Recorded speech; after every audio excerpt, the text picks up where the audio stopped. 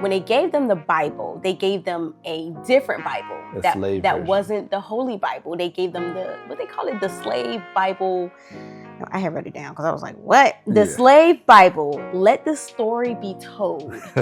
I love that, by the way. I think that's such an interesting way to write it. Let the story be told. Like, okay. What story are you telling? But in this Bible, they took out certain parts of the Bible, like Exodus, where in there they felt as if slaves could read this and learn this, that they will try to rebel and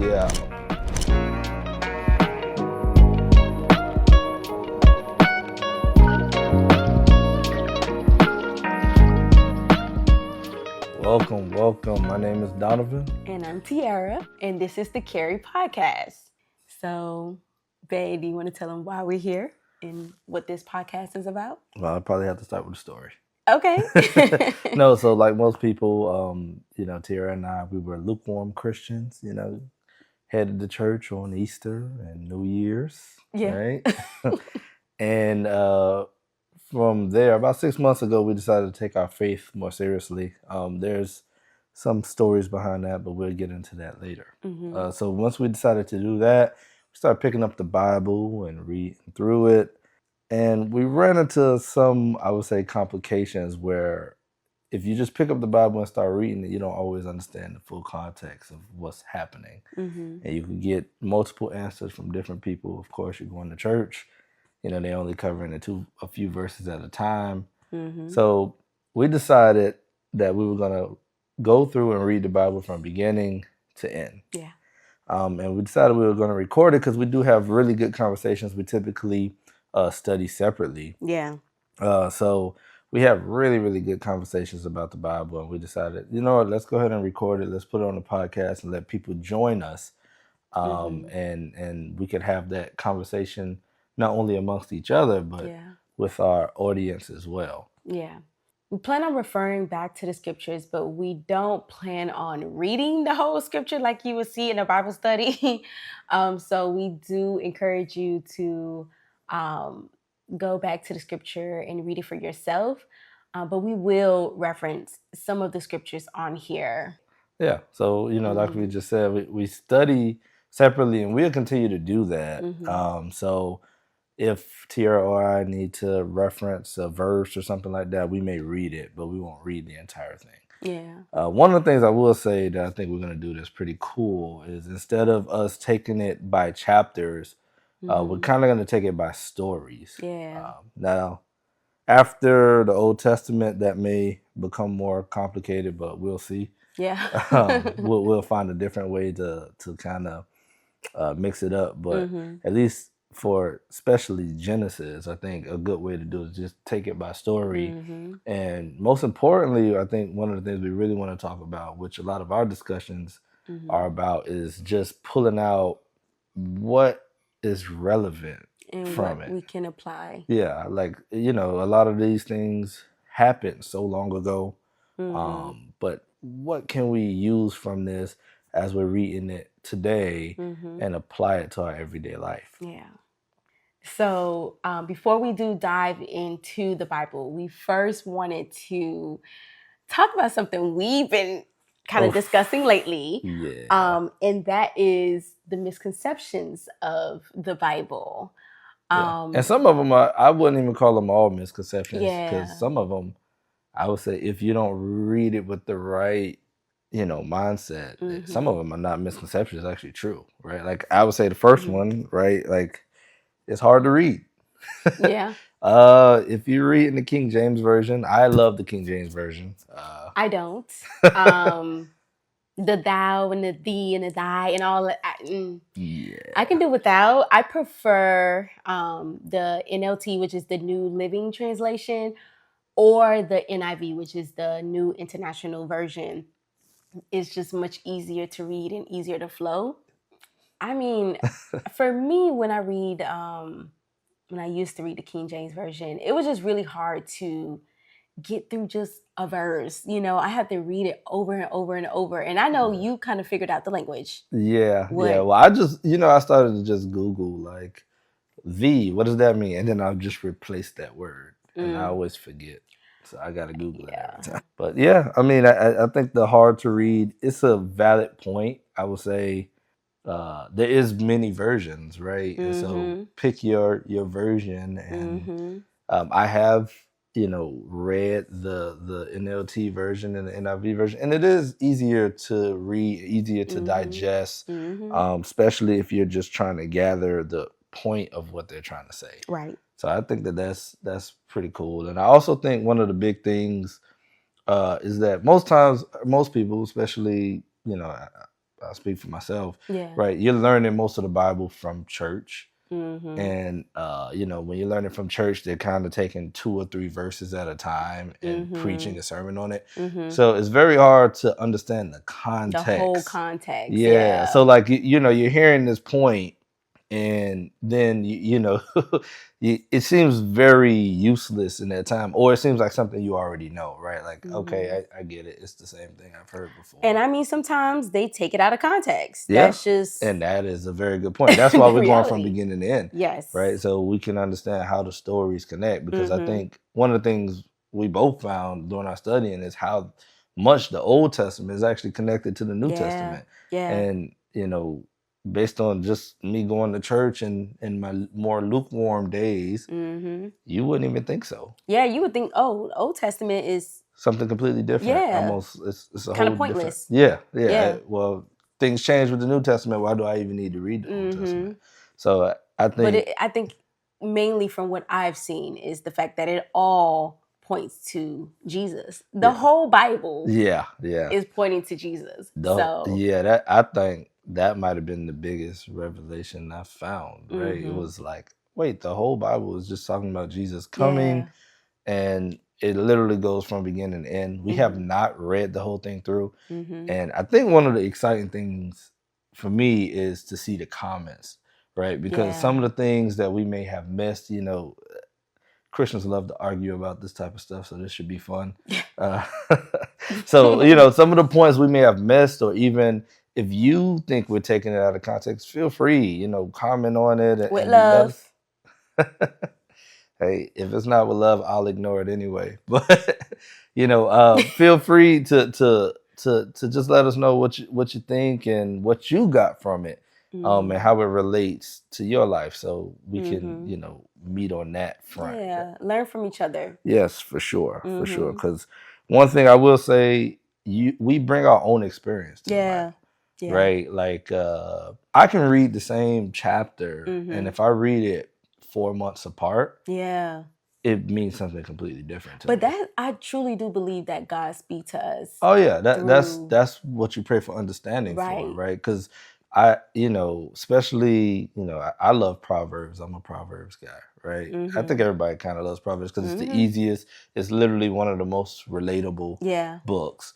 But the first time I read Proverbs, which is when I did that kind of 30-day, for the audience, I did like a 30-day. When I first decided to really commit, I did a 30-day. I'm gonna make sure I read, a chapter a day, every single day. And I started with Proverbs. When I read Proverbs the first time, it was very different than what I read it the second time. Yeah. And that's because we're bringing our current circumstance to it. And so as we grow, or depending on where our life is in that moment, I've learned that same chapter that I'm reading will mean something completely different. Like my first time reading Proverbs, it really was on wisdom and understanding. That's the thing that kind of stood out to me the most. But when I read it the second time, I never realized how much he talked about the strange woman. And I think the reason why that stood out to me the second time is because by then I understood how many wives and concubines Solomon had. So now I'm looking at it from that lens, and I'm like, oh, well, if anybody could speak about a strange woman, it's probably Solomon. Yes, which we will get in. Yes. We'll get into that. Yes. I want to say the next point that we wanted to make was that the Bible is boring. So we here. And I used to think that. until I started reading it for myself. And all I got to say is that the soap opera, big time, has nothing, like nothing on the Bible. Like it could never. Yeah, it's so much Jerry drama. Springer stuff going on. It's wild. For sure. Like I didn't expect that. I did not expect it for the Bible. Yeah. But I love it because it's so real. Yeah. It's so real. It wasn't taking out anything to like make it seem like these people are perfect. Yeah. No, like it showed how unperfect we are as humans. Yes. And the only perfect one was Jesus. Literally. Yeah. I think that's interesting. That's a good point that you talk about, because one of the biggest things I thought, especially as a kid, you're learning all the Bible stories and so on and so forth. One of the biggest things I thought was, like, for instance, David, right? David's a great example. We know he's at God's heart, and David was David, right? Took down Goliath, became king. He was such a great man. But when you actually understand David's story, if you're looking at it from the right context, and this is where we talked about context and going from beginning to end, you realize, like, oh, well, he actually had a problem with women, right? Which was, he had a huge lust thing going on, but also, what it cost him. A lot. Yeah, it cost him, and you just hear him, when you read Psalms, and you're like, man, this guy sounds like going through it. He's going through it.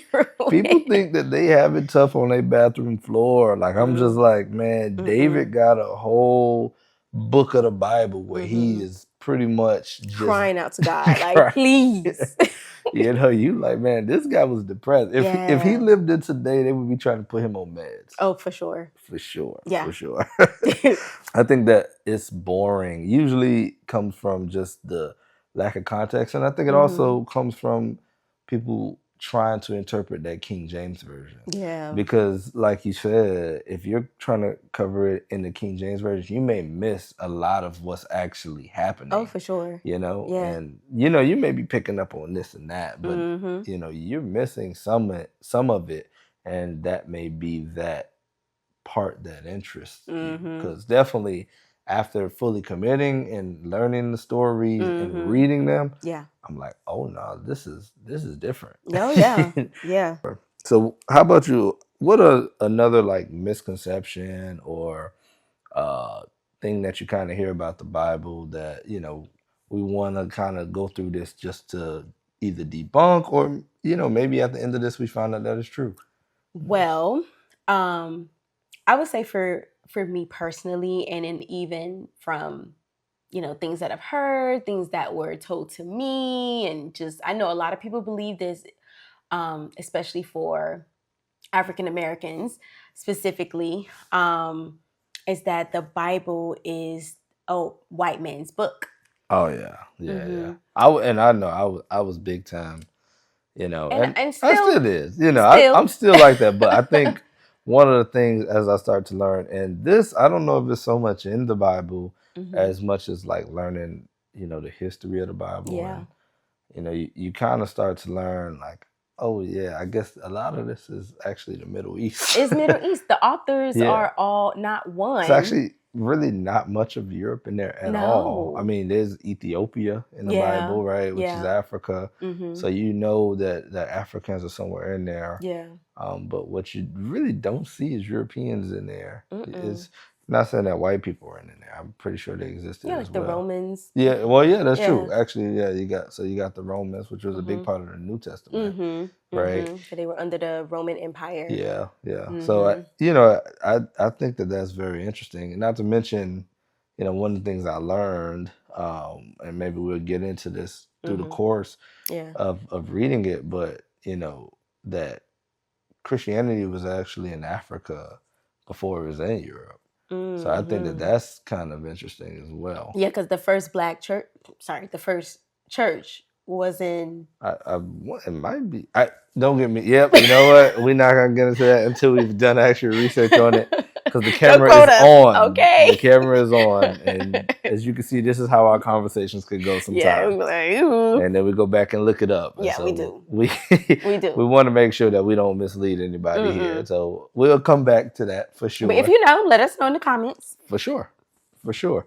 All right, yeah. So that's a very good one though, because I know, and for people who don't know, right, like there's Ethiopian Jews, right? That's a big thing. You had Queen Sheba who went to see King Solomon. Like this type of stuff is actually in the Bible, right? Well, not the Ethiopian Jews thing, but they actually have the Bible with literally all the books. Yeah. I don't know if you knew that part. No, I didn't know. Yeah, so they took out some of the books for Catholic, and then they took out even more books for Protestant, which we are. But and why exactly? From how I understand it, they didn't find them credible, or they couldn't find the actual writer of it, so they wanted to make sure that whoever, like, what we were reading were actually from that time. Yeah. Because they were finding a lot of fakes, and shout out to Wes Huff, who was on Joe Rogan. So that's really where I learned a lot of this. But I guess they found out that some of them were fakes, and they were written, a few hundred years later. Yeah. Which is still very old for us, but at that time, when they were looking into it, they wanted to make sure that it was as close to, especially the New Testament, it was as close to Jesus' time as possible. So I think it's just interesting how God works, because now we have this big Bible, right? Which really just started off as a bunch of people writing letters to each other. And I think that's another misconception a lot of people think, is that like the Bible was written as the Bible. Yeah. Yeah. And it actually wasn't. It started off with the Torah. Yeah, it started off with the Torah. Which is the first 5 books. Yeah, from Moses. Yeah. But then after that, it's like, and the books are written by different people, but they weren't written initially for it all to be combined. Yeah. I think that's a testament to God's work. That was definitely God's doing there. Yeah. Just shows how he works. Yeah. Yeah. But another, just excuse the dog if y'all hear it. Yes, we have a new puppy, a baby, and he's like missing us right now, and we'll give him some loving care later, but we're just trying to get through this video. But another misconception about the Bible itself is that it endorses slavery. Oh, this was a big one for me. Oh yeah, for sure. Oh, it was a turnoff for me. Yeah. It's ultimately made me turn away from not just the Bible, but also Christ itself. And I was like, oh, I don't want anything to do with that, Yeah.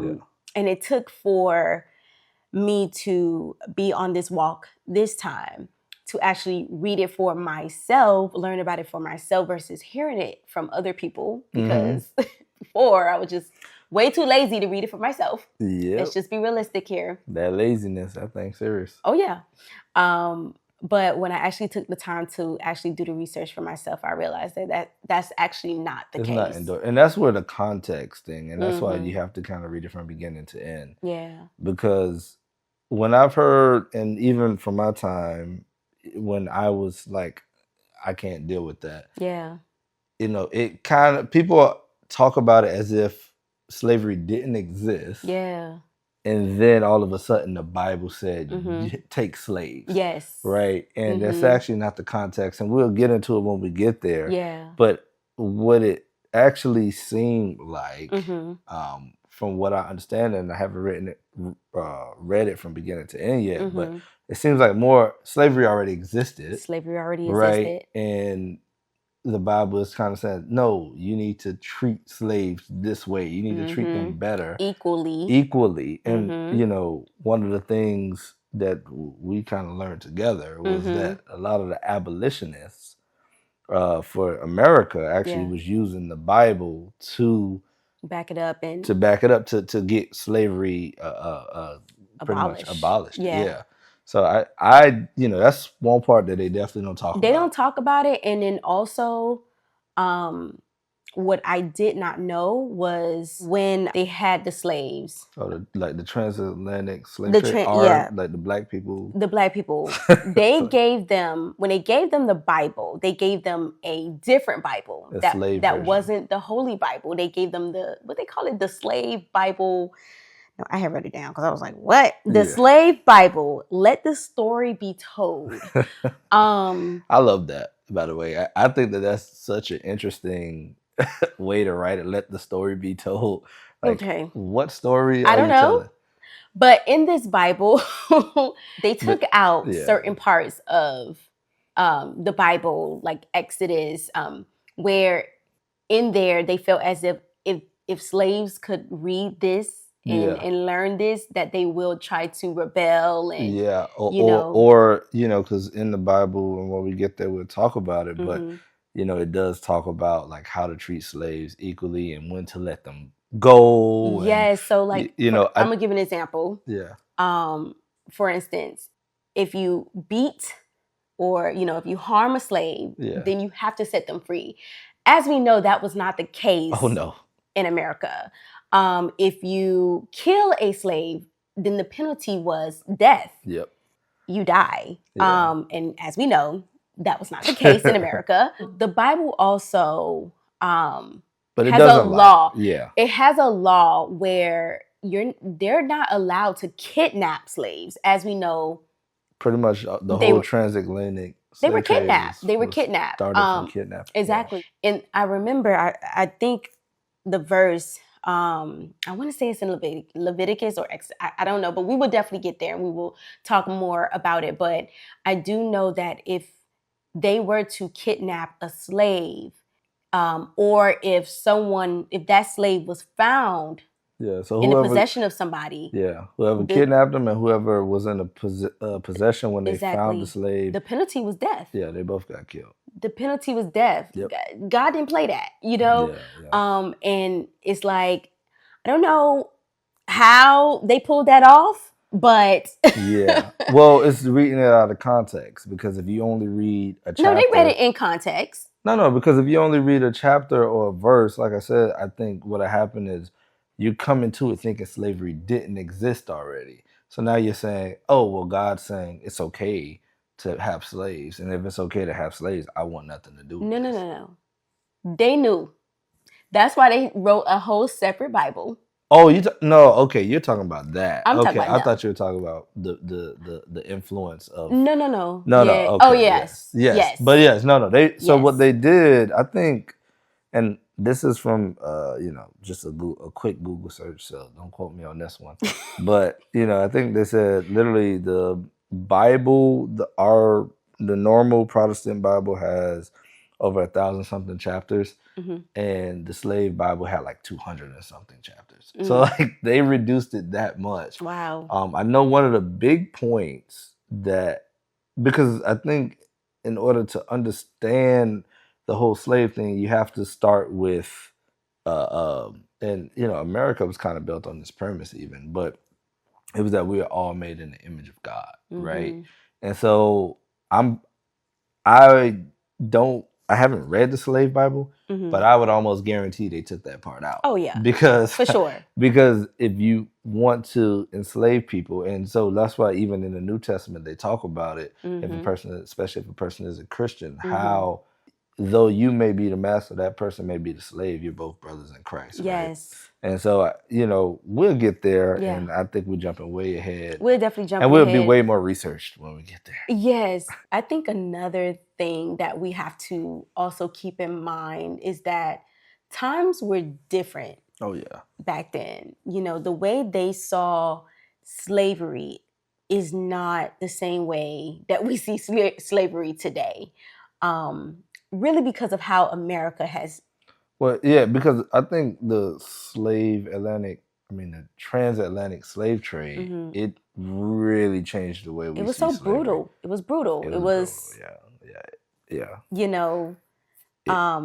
Just, I don't even have words for it, but the way slavery was back then, it was really economical reasons for the most part, a good bit of it. Yeah, I mean, this transatlantic slave trade really changed the way we view slavery, and I think because a lot of it was based on race. Yes, in the Bible, it's not based on race. No, it's not. And based on race. And there are different rules. Yeah, it's different, but it's mainly like citizenship. Yeah, it's if they were Israelite or if they were a foreigner, it was based on citizenship, not so much race. Yeah. But slavery was a thing all over, right? As we know, the Israelites were still to this day, right? Yeah.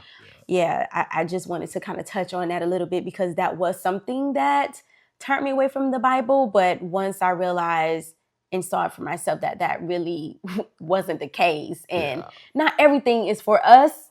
Yeah, well, and that's a big part of it is that when you read the Bible, you can't read it as if they're speaking to us in 2025. Yeah. Right? Like at that time. And no matter what you're talking about in the Bible, they're talking about that period of time. Now, I think one of the cool things we're going to do is try to take the lessons from it. And there are lessons we can take from it, but it was not written to us. So like when you read the letters, you know, like that Paul's writing, for instance, like he's talking to specific churches that existed at that time. He's not saying for all future Christians, right? And so there are stuff we take, but there are other stuff that we could say, you know, all right, and maybe I may change my thoughts on this, but this is how I see it today. Is there's stuff that we take when we take our lessons out of it, but then there's some stuff that we say, well, that doesn't really apply. That doesn't apply, right? And that's honestly, I really do feel like when you do read the Bible, you consult with God about that because He will tell you. Pray for understanding. Pray for understanding, pray for wisdom, and He will let you know this is for you or this is not for you. You know? I would even say if you're watching this podcast, pray for it before watching this podcast. Yeah, definitely. Because, you know, we will. I mean, we did, right? We pray that would be used and, you know, whatever, you know, reaches out to you or whatever you need in that moment. Hopefully you can just reach out and grab it. Yeah. Right. But yeah, I'm excited to do this. I think this is going to be it's a learning fun road. It's going to be a learning progress for us because we never read through the whole Bible. I mean, we've been here and there, a book here, a book there, but this is our first time going from cover to cover. Yeah.